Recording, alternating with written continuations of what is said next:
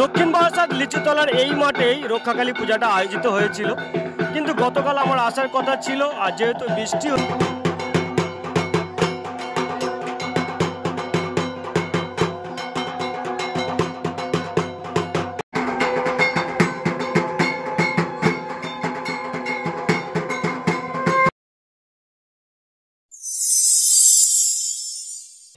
Hello everyone, আরও একটা নতুন ব্লগে তোমাদের সকলকে স্বাগত।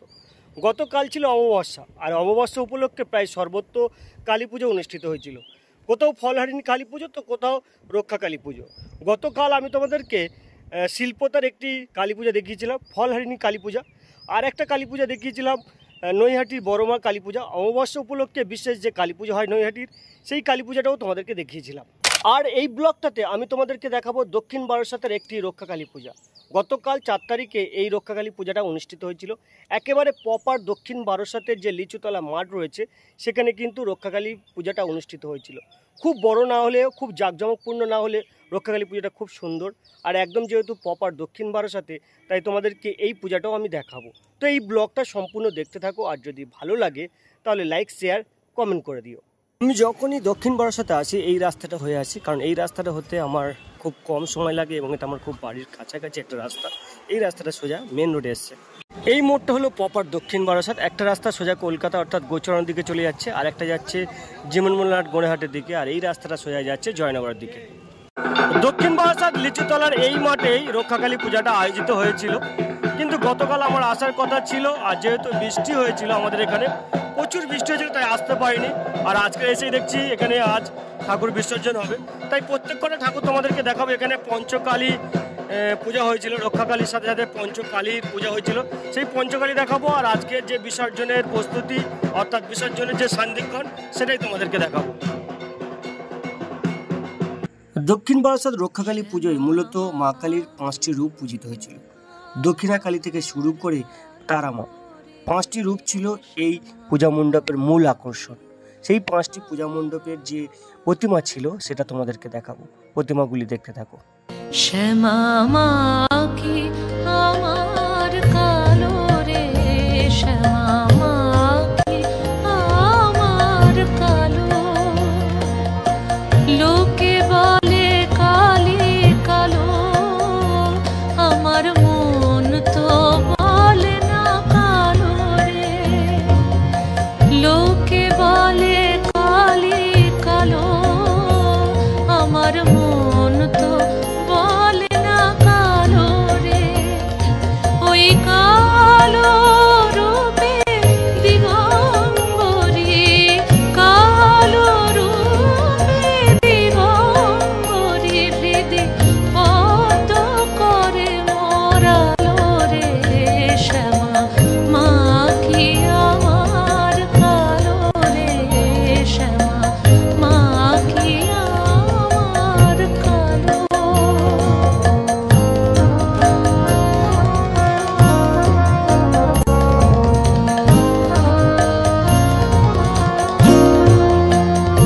শ্যামা কখনো শ্বেত, কখনো পীত, কখনো নীল লোহিত রে, কখনো শ্বেত, কখনো পীত, কখনো নীল লোহিত রে, মায়ের সে ভাব কেমনে বুঝিতে না পারি, সে ভাব কেমনে বুঝিতে না পারি, ভাবিয়া জনম গেল রে, শ্যামা মা কি আমার কালো রে, শ্যামা মা কি আমার কালো, শ্যামা মা কি আমার কালো রে, শ্যামা মা কি আমার কালো,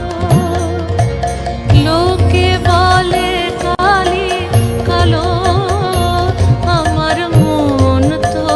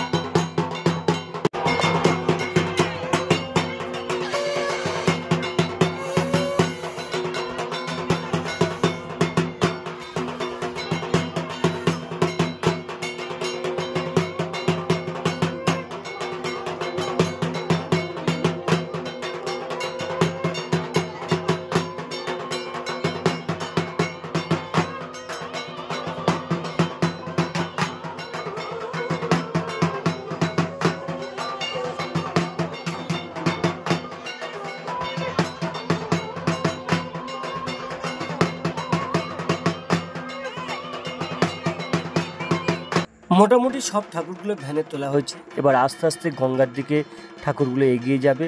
প্রথমে সিনেমা হলের দিকে যাবে এবং সেখান থেকে ঠাকুরগুলো ঘুরে এসে গঙ্গায় বিসর্জন দেওয়া হবে। তো চলো এই বিসর্জনের পর্বটা তোমাদেরকে দেখাই। আর এই ব্লগটা কেমন লাগলো অবশ্যই কমেন্ট করে জানাবে। দেখা হবে নতুন কোনো জায়গায়, নতুন কোনো ব্লগে।